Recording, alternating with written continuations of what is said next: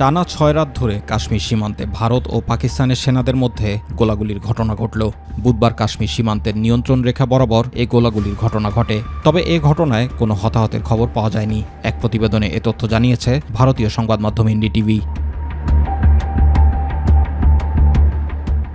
অবশ্য ভারতীয় গণমাধ্যম গোলাগুলির বিষয়ে বরাবরের মতো পাকিস্তানকে দোষারোপ করা হলেও পাকিস্তানের পক্ষ থেকে বা দেশটির সংবাদ মাধ্যমে এখনও এ বিষয়ে কোনো তথ্য পাওয়া যায়নি।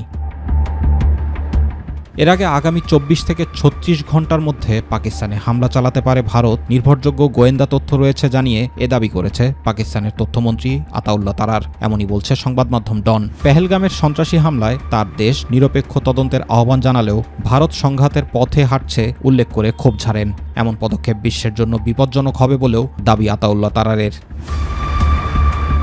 অপরদিকে জাতিসংঘের মহাসচিব অ্যান্তোনিও গুতেরেস পাকিস্তানের প্রধানমন্ত্রী শাহবাজ শরীফ ও ভারতের পররাষ্ট্রমন্ত্রী সুব্রামানিয়াম জয়শঙ্করের সঙ্গে কথা বলেছেন। ভারত পাকিস্তান উত্তেজনা চলার মধ্যে মঙ্গলবার আলাদাভাবে এই দুই নেতার সঙ্গে কথা বলেন গুতেরেস।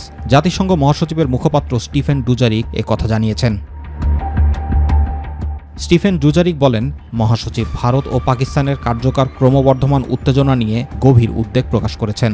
মর্মান্তিক পরিণতি হতে পারে এমন কোনো সংঘাত এড়ানোর ওপর জোর দিয়েছেন তিনি।